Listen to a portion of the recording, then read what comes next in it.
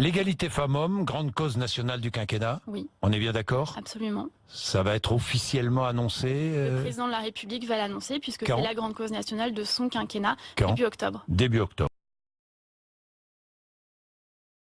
Vous aviez déclaré avant la victoire d'Emmanuel Macron que s'il était élu, la vie des femmes allait changer. Moi, tout ce qui m'intéresse, c'est d'être utile à Emmanuel Macron. Moi, tout ce qui m'intéresse, c'est d'être utile à Emmanuel Macron. Et maintenant, il est président de la République française.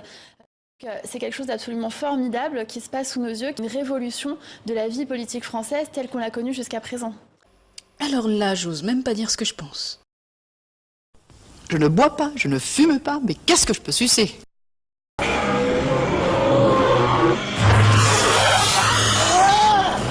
Effectivement, il y a des extrêmes qui se rejoignent dans notre société, dans une vision assez réactionnaire, qui refuse le progrès, qui refuse l'effort du progrès. Et je pense que c'est à ça que le président de la République fait référence quand il parle des extrêmes. L'égalité femmes-hommes, grande cause nationale du quinquennat. Oui. On est bien d'accord? Une petite rétrospective permet de constater que les droits des femmes sont fertiles en ministère précaire. Depuis 1974, les intitulés et affectations des dispositifs ministériels consacrés aux droits des femmes ne cessent de changer. C'est ainsi qu'un précédent ministère des droits des femmes a été remplacé par un secrétariat d'État en charge de l'égalité entre les femmes et les hommes, peut-être parce que la gent masculine craint toujours d'être oubliée. Néanmoins, pour éviter d'être dupe, il convient de regarder d'un peu plus près ce que nous propose les forces du progrès.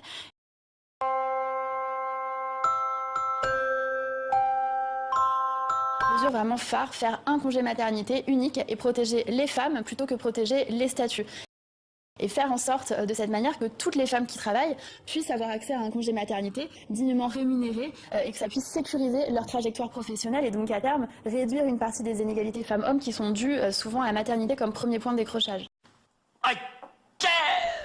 Mais comment permettre aux pères d'être plus présents auprès de leurs enfants ? Et il s'est avéré que dans nos groupes de travail, ça n'est pas une demande qui est ressortie massivement que d'allonger le congé paternité. Donc, pas d'allongement, donc. Pas d'allongement pour le moment. En revanche, on a un travail à faire, je pense, pour informer les pères de leurs droits. De leur droit au congé paternité, mais également de leur droit au congé parental. Leur dire que le congé parental, ça n'est pas une prolongation du congé maternité, mais que c'est un dispositif qui est ouvert également aux pères et aux mères et que les pères peuvent également bénéficier d'un congé parental de la même façon que les mères. Jusqu'ici, maman travaille pas mal. Vous allez verbaliser le harcèlement de rue. Soyons concrets, expliquez-nous. Alors on est en train de travailler dessus avec Gérard Collomb, le ministre de l'Intérieur. Vous voyez à quel point c'est un sujet interministériel. Le harcèlement de rue n'étant pas une légende urbaine, il est parfaitement cohérent dans la continuité de l'action d'information menée par le ministère précédent de permettre aux personnes qui le subissent de porter plainte contre leur harceleur.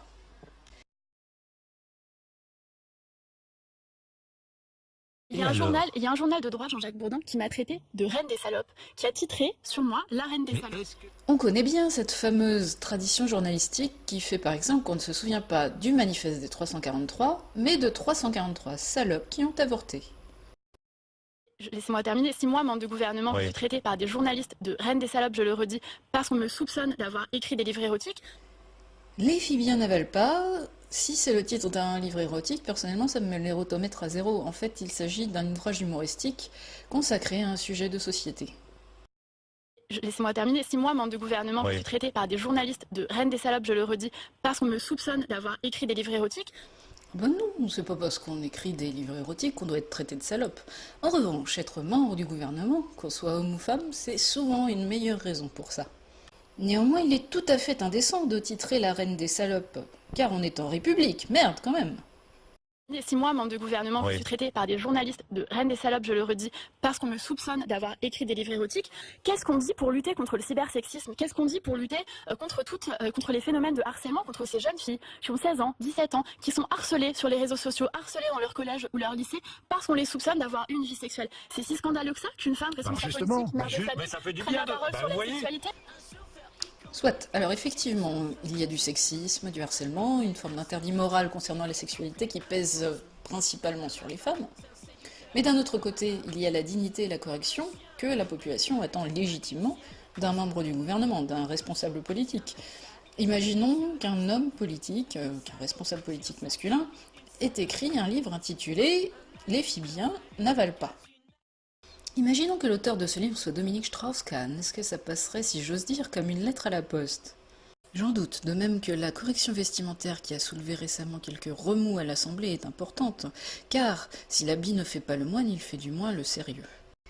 Par exemple, c'est un des éléments qui peuvent rendre Aurore Berger convaincante dans son numéro de moralisation de la vie politique.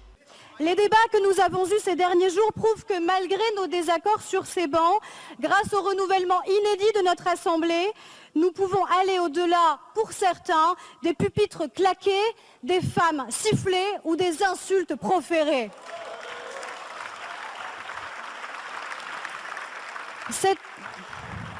C'est ainsi que nous commençons à regagner la confiance perdue de nos concitoyens et pas avec les comportements que vous continuez à avoir. Mais la confiance ne se décrète pas, elle s'acquiert par les actes.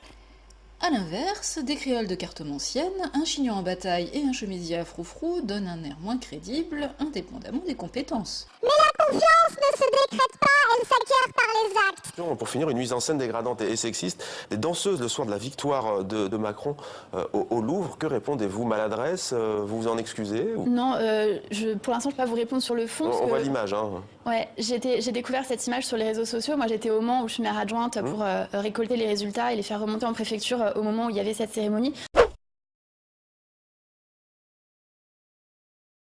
Emmanuel Macron s'engage vraiment fortement justement pour lutter contre la culture du viol et contre les violences par le biais d'une vaste campagne de communication. C'est-à-dire qu'on part du principe que les viols et les violences sexuelles et sexistes sont pour beaucoup liés à quelque chose de culturel, puisqu'il y a une forme de consensus social tacite dans la société qui fait qu'on a une forme d'acceptation et de fatalité face aux violences sexuelles.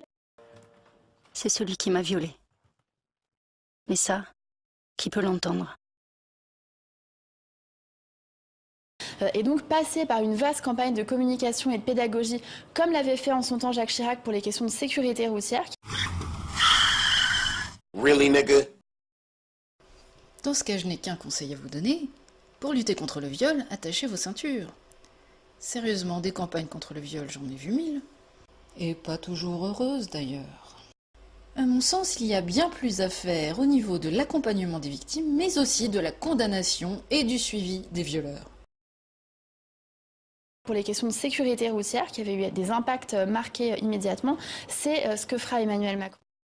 Maintenant, sur la partie financière, je pense que quand on regarde son programme, on s'aperçoit qu'en fait, il libère plus. C'est vrai, il est libéral, il libère plus, mais pour protéger plus et pour faire plus pour celles et ceux qui ont moins. Really, nigga? Macron, il y a quand même l'idée qu'il faut réduire les régulations bancaires, parce que ça pèse sur la liberté des banquiers. On a besoin de plus de liberté. Il faut redonner aux chefs d'entreprise la liberté de licencier comme ils veulent. Il y a quand même des conséquences un peu gênantes sur la liberté des travailleurs de travailler. La liberté permet d'accéder à une plus grande égalité. C'est-à-dire que, c'est d'ailleurs même la formule qu'avait socialiste italien qui disait, c'est faire rentrer la liberté dans la maison des pauvres. La liberté, c'est quand même une notion qui est belle. Vous me l'accordez. Oui, c'est beau. C'est parfois au détriment de la liberté des autres. Hein. Je veux dire, quand vous êtes un banquier d'affaires, vous avez la liberté de monter des coups, de gagner des sommes folles, de 2 millions d'euros dans une opération, mais ces 2 millions d'euros, ils ne tombent pas du ciel. Je veux dire, ils sont directement, c'est de l'argent qui directement a été pris à la liberté des travailleurs. Je vais vous dire quelques mots. Par exemple, le fait de pouvoir toucher des allocations chômage lorsque vous démissionnez, ça va toucher mécaniquement, arithmétiquement, plus les femmes que les hommes, parce que les femmes démissionnent plus souvent que les hommes. Un minimum de ressources est favorable à tous, mais ici, on s'amuse à calculer à quelle catégorie cela profite le plus ou nuit le moins. C'est assez mesquin. Le fait de pouvoir avoir une retraite égale pour toutes et tous, ça va impacter aussi plus fortement les femmes qui ont actuellement des retraites minorées par rapport aux retraites des hommes. Et quand on regarde comme ça l'ensemble des mesures d'Emmanuel Macron, on s'aperçoit qu'en fait, non seulement elle ne précarise pas davantage les femmes, mais qu'elle les protège encore plus et qu'elle leur apporte un certain nombre de protections et qu'elle lutte de cette façon contre la précarisation des femmes. Pour que Macron ait été élu, j'aimerais bien savoir combien d'électrices se sont laissées prendre à ce baratin. Alors des manifestants qui aujourd'hui ont défilé au cri de Macron t'es foutu, les feignants sont dans la rue. On peut pas dire que l'inspiration soit au rendez-vous.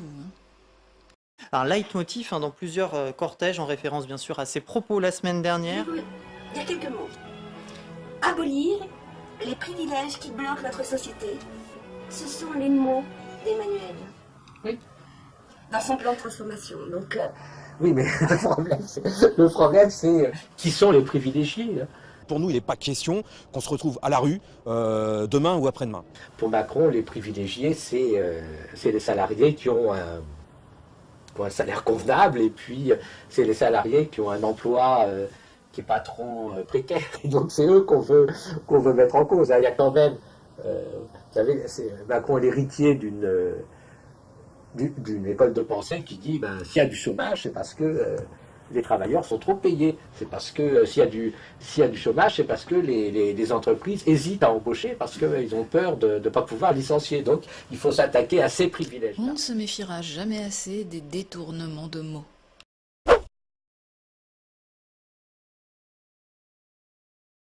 Il y a une loi qui prévoit la féminisation du service public dans les nominations de hauts fonctionnaires. C'est un peu technique, mais globalement c'est ça. Et l'idée c'est d'avoir une pénalité, ça c'est prévu dans la loi, c'est la loi Sauvadet. Vous avez 90 000 € de pénalité par unité d'emploi manquant. Mais elles existent déjà, ces pénalités financières. Elles se regardent, on s'aperçoit de quoi? On s'aperçoit qu'il n'y a pas de dispositif actuellement pour prendre cette pénalité, ni même pour la recevoir et pour la réaffecter au budget de l'État. Il n'y a pas non plus de dispositif de contrôle qui existe pour vérifier la féminisation. La loi Copé-Zimmermann par exemple. La loi Copé-Zimmermann, qu'est-ce qu'elle dit? Elle porte sur la gouvernance des entreprises. Elle dit qu'elles doivent être féminisées et que si elles ne sont pas féminisées, ces instances de gouvernance, les jetons de présence ne seront pas rémunérés. Actuellement, ça n'est pas fait. Bien. Il va sans dire que sans parité, il n'y a pas de réelle égalité de droit entre les femmes et les hommes.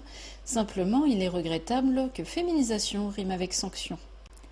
Certains reprochent aux mesures en faveur de la parité de favoriser l'accès de femmes incompétentes à des postes à responsabilité. Néanmoins, en ce qui concerne Marlène Schiappa, on s'aperçoit qu'elle connaît bien mieux ses dossiers que son chef de gouvernement.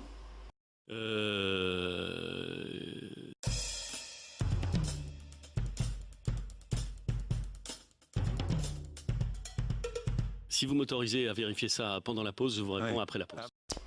Malheureusement, force est d'admettre que quelques députés de La République En Marche n'aident pas à infirmer les thèses les plus sexistes. C'est pas quelque chose qui est contradictoire avec les propositions d'Emmanuel Macron sur l'évolution de l'emploi par rapport à la situation actuelle. Vous aviez déclaré avant la victoire d'Emmanuel Macron que s'il était élu, la vie des femmes allait changer. Et c'est vrai pour certaines. Alors, depuis que je suis députée et que je vais à l'Assemblée nationale, je suis allée à des cocktails et des cocktails et des cocktails. Chez des ministres, des secrétaires d'État, dans de beaux endroits. Mais ce que j'apprécie particulièrement, c'est qu'on nous sert essentiellement du vin et du champagne. Je regrette évidemment qu'on ne nous serve pas de la blanquette, mais j'apprécie qu'ils servent des produits français et de bonne qualité.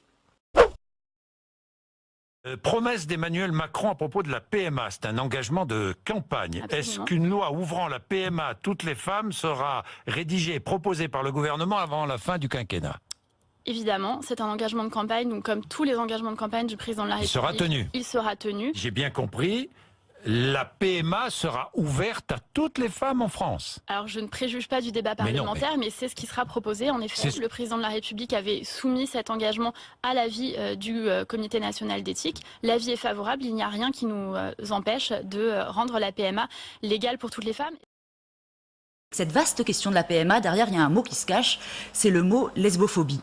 Si on n'accepte pas, c'est le mot sexisme, c'est le mot lesbophobie, c'est-à-dire, pour expliquer, un gros concentré de sexisme et d'homophobie. Si on refuse... C'est par rejet des lesbiennes que la PMA est rejetée. Absolument. Eugénie Bastier. Je suis absolument pas d'accord avec ça, et d'ailleurs, je suis très agacée qu'on pathologise systématiquement l'opposition à la PMA ou au mariage pour tous en disant que c'est une phobie, que les gens finalement sont animés que par des sentiments de peur ou de haine, alors qu'il y a un vrai débat, une vraie réflexion à mener sur ces questions. Et vous dites que c'est pas une question éthique, mais je regrette, c'est une question éminemment éthique. Et d'ailleurs, c'est pour ça que le CCNE avait été saisi sur cette question. Et d'ailleurs, l'avis qu'il a rendu en juin est un avis très mitigé. C'est-à-dire, ils disent pas du tout, allons-y plein feu, il n'y a pas de problème, ça va se faire en 2 minutes, puisqu'il y a 10 pages dans l'avis du du CCNE qui disent tous les obstacles et tous les problèmes que soulève une extension de la PMA aux couples lesbiens, notamment évidemment la raréfication des gamètes, la question de la définition du PERC, la question de la filiation, la question voilà, de la limite entre le pathologique et le sociétal, puisque en fait finalement la procréation médicalement assistée était réservée à des couples définis comme stériles d'un point de vue pathologique, et aujourd'hui maintenant on est dans une espèce de définition sociale et sociétale, puisque les couples lesbiens ne sont pas pathologiquement infertiles, ce n'est pas une maladie. Alors, et donc là on passe vraiment dans une définition différente de ce que c'est que la procréation médicalement assistée, et finalement là on fait de la PMA un moyen de reproduction comme les autres, là où il était réservé à une pathologie. Ça laisse entendre qu'il y aurait un droit à l'enfant, que tout le monde aurait ce droit et qu'on voudrait restreindre et empêcher les lesbiennes d'y accéder. Or, non, ce n'est pas un droit à l'enfant. C'est une aide pour ceux qui ont un problème physiologique. Et je vais vous dire, c'est une question de justice sociale.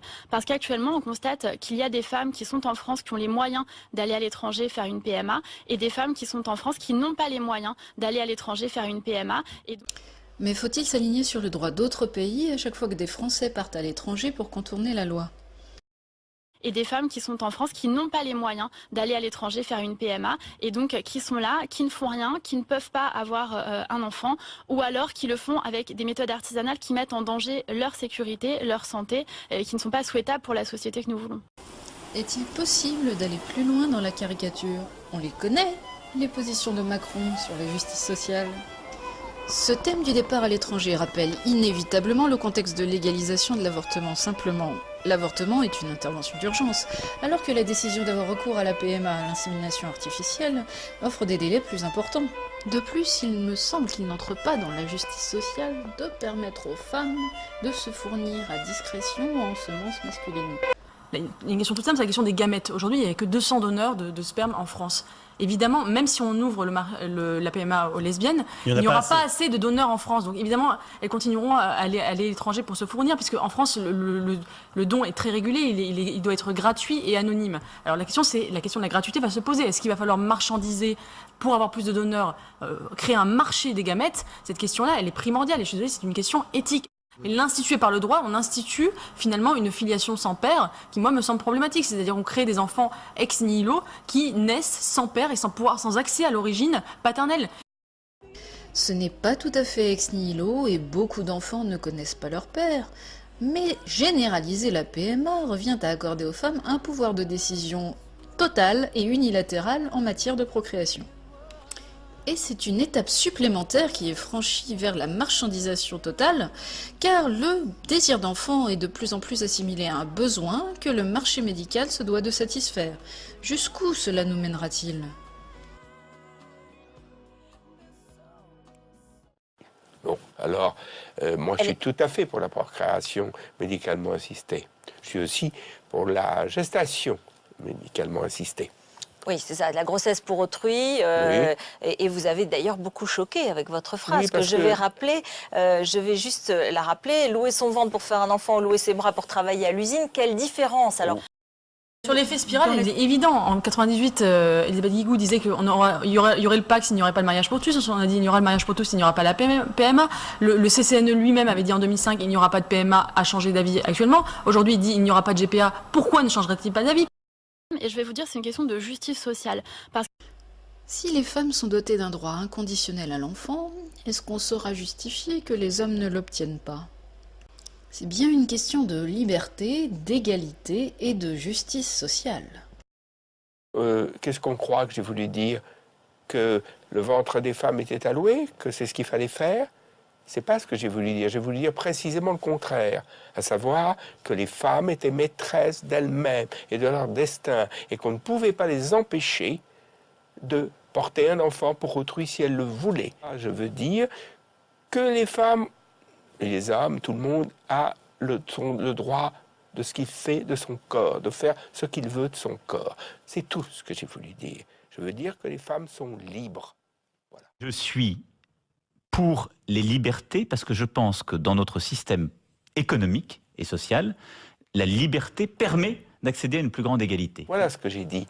Et j'ai dit que, oui, en effet, je reprends la phrase, que de toute façon, De toute façon, on porte toujours quelque chose pour quelqu'un d'autre, on est payé pour ça. La maternité et l'enfantement, vous le comparez à une sorte de travail, Non, c'est je ça, ne vous le compare pas ça. désacralisez, J'ai vous dit- le déshumanisez un peu.